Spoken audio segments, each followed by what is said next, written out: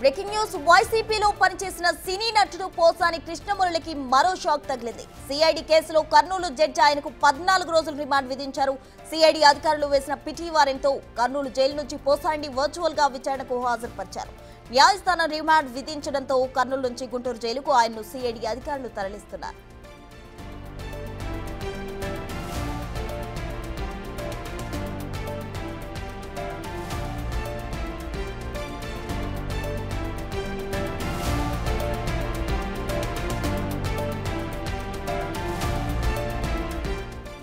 వైసీపీలో పనిచేసిన సినీ నటుడు పోసాని కృష్ణమురళికి మరో షాక్ తగిలింది.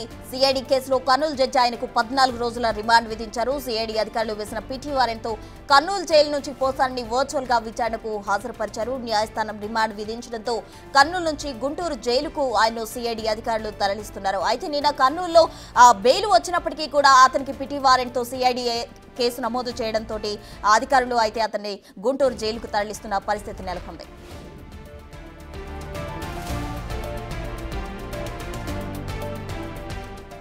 మోర్ డీటెయిల్స్ మా ప్రతినిధి శ్రీరామ్ ఫోన్ లైన్ లో అందిస్తారు. శ్రీరామ్,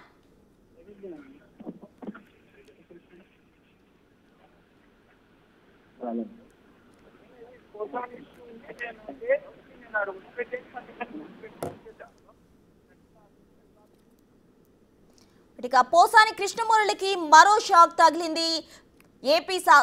పోసానికి మరో షాక్ తగిలిందని చెప్పుకోవచ్చు. సిఐడి కేసులో పోసానికి 14 రోజుల రిమాండ్ విధించింది కర్నూలు కోర్టు. సిఐడి నమోదు చేసిన కేసుకు సంబంధించి కూడా 14 రోజులు రిమాండ్ విధించడంతో ఆయన వర్చువల్ గా విచారణకు హాజరైన పరిస్థితి. అటు కర్నూలు నుంచి గుంటూరు జైలుకు కూడా తరలిస్తున్నారు అధికారులు. కర్నూలు జైలు నుంచి వర్చువల్ గా జడ్జి ముందు హాజరుపరచడం జరిగింది. దీంతో పోసాని న్యాయస్థానం రిమాండ్ విధించింది.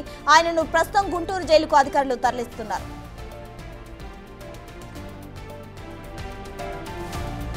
పూర్తి వివరాలు మా ప్రతినిధి శ్రీరామ్ అందిస్తారు. శ్రీరామ్, గత నెల 26వ తేదీ సినీ నటుడు పోసాని కృష్ణమురళిని కడప జిల్లా పోలీసులు మొదటిగా